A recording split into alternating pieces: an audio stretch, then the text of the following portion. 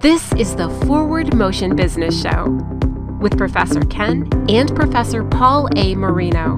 Hit new heights.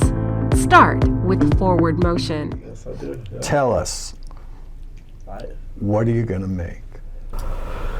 Well, I've already made with thanks to the guys that unbranded, because I contract out of there, and also King State, the Brutalists in Tampa and St. Pete. They helped me out a lot too. We made a Moonlight beer with them.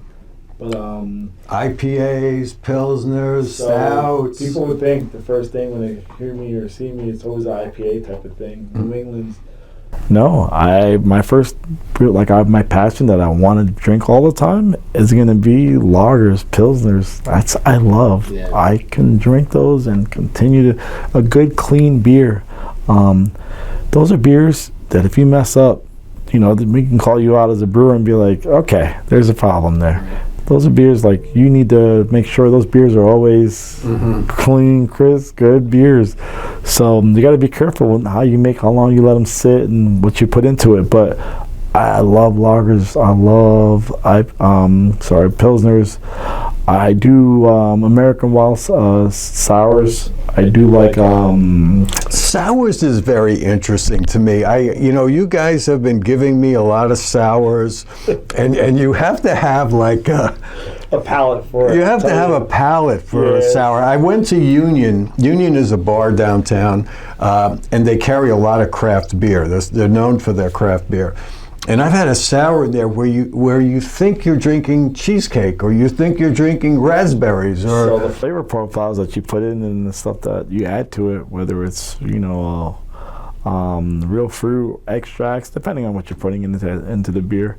And it's a kettle sour, so some of those are kettle sours, and then you add all the adjuncts in there. You think you're drinking, let's say it's a cheesecake sour. You think you're actually drinking cheesecake. It's crazy, and a lot of people love that. I'm not the biggest fan of stuff like that, but wouldn't mind if for Dream State, if we made it, that's what we do, and we make it for people, and hopefully they enjoy it. And that's what they love. But we're also going to brew, of course, what the community wants too. We're going to listen to people. We want to make sure we, stuff that's going to be challenging. We want to do as well. Barley wines. Love me some barley wine. Well, explain what a barley wine is.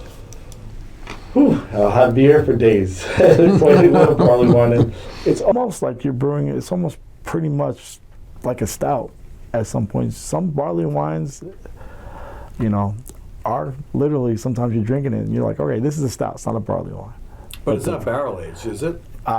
Depends on the person making it, but most of the time it is barrel aged. It is putting in barrels. The process is different when you make a barley wine, and they're usually high alcohol as well. I noticed you guys like the high alcohol. High alcohol depends, but there's guys that do some 9%, 10%.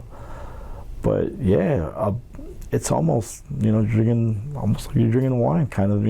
Yeah. So, but it's a whole different process, different malts that you use for it as well.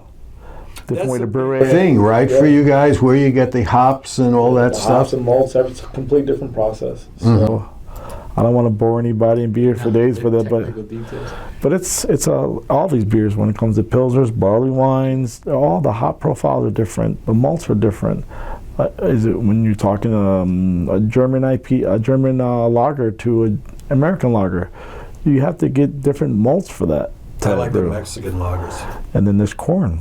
So for that, so it's all different processes. So you call those recipes? Oh yeah, it's they're recipes. Yeah, they're your recipes. So you take these recipes, you put it together, and you scale it to the fermenter that it's going to be into.